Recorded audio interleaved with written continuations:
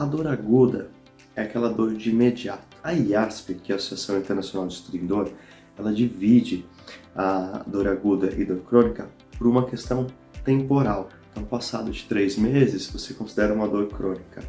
Mas nós já sabemos que a dor crônica ela é muito mais do que apenas a condição de persistência daquela dor aguda. A dor crônica, ela deixa de ser um sinal e sintoma e torna-se uma doença. E você tem 3 pilares que sustentam uma doença, né? É uma etiopatogenia distinta, e aí você tem a dor anaplástica, nociceptiva, os diferentes mecanismos, né? Que é essa etiopatogenia distinta. Uma sintomatologia específica, então você tem todas as questões de tempo, de dor, de intensidade e outras questões de sintomas específicos que você acaba sofrendo por conta da dor, né? E você tem a etiopatogenia distinta, sintomatologia específica e prejuízo às funções fisiológicas, principalmente.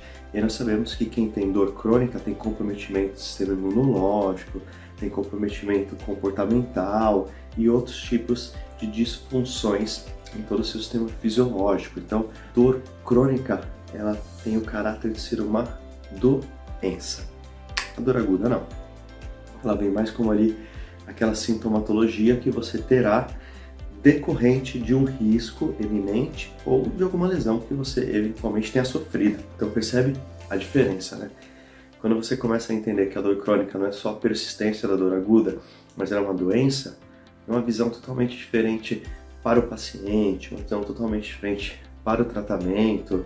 Aí você tem toda uma organização de um sistema público para tratar o paciente, de um sistema de remuneração, até mesmo pelo convênio, liberação de exame, pela condição de doença. Então por isso que é muito importante ter classificação do CID para dor crônica, todas essas questões que vão organizar literatura, vão organizar serviços específicos em redes de hospitais, vão organizar uma atenção àquela condição e àquela população que desenvolva essa doença, essa condição de saúde, que é a dor crônica. Então, a dor aguda ela é muito mais um sintoma e a dor crônica ela é uma doença. A questão de tempo, a temporalidade, ela ajuda, claro, mas não é o fator que a completa, o que a define em sua totalidade, beleza?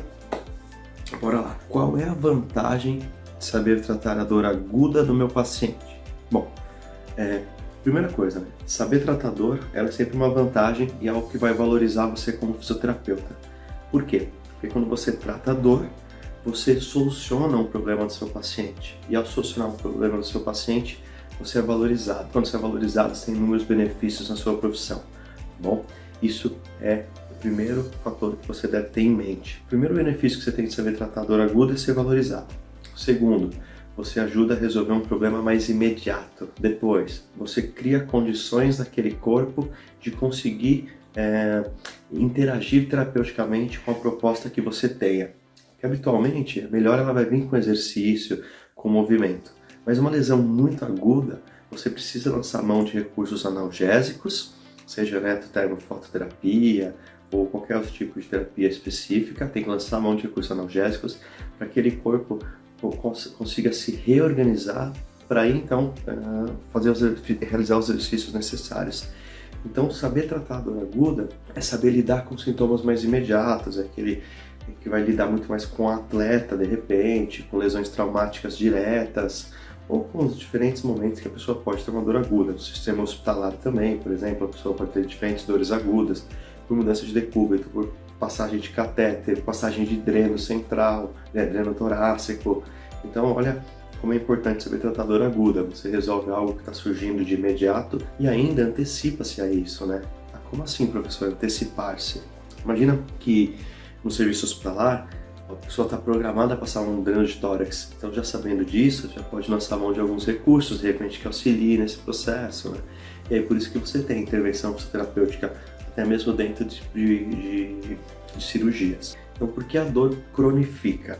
Existem muitos mecanismos que tentam explicar o porquê que a dor cronifica, mas nós temos algumas dúvidas quanto a isso. Porém, entende-se já que alguns elementos favorecem a cronificação da dor. Habitualmente as pessoas imaginam que a dor cronifica porque uma lesão que você teve não melhora.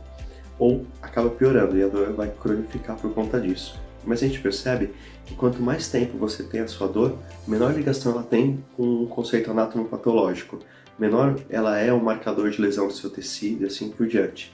E ela é sim uma mal adaptação do seu sistema nervoso central como um todo e do sistema nervoso periférico muitas vezes também. Então nós entendemos hoje que fatores psicológicos e comportamentais favorecem a cronificação da dor.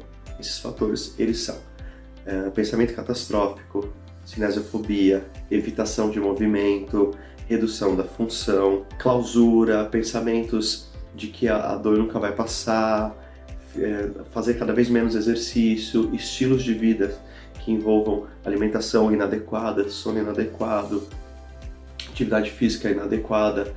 Tudo isso nós sabemos que favorece a cronificação da dor. Uma dor aguda maltratada, uma dor aguda sem diagnóstico correto, o mecanismo da dor não foi bem diagnosticado, tudo isso favorece com que a dor cronifique, tá bom? Então a dor ela não cronifica porque a sua lesão estava ruim e piorou, por exemplo, né?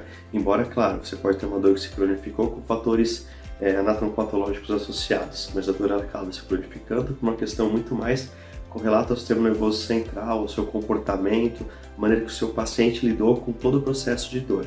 Então você, fisioterapeuta, assim que tratar um paciente com dor aguda, é muitíssimo necessário que saiba a maneira certa de atuar sobre esse paciente, identificando os riscos de cronificação, porque aí você vai ser valorizado na profissão, uma vez que você vai impedir a cronificação do seu paciente. Saber tratar dor crônica é saber, além de cuidar do processo anatomopatológico do seu paciente, além de cuidar do processo que trouxe o paciente ao seu consultório primariamente, é cuidar do processo que realmente é ocupado por ele estar ruim, né, na maioria dos casos.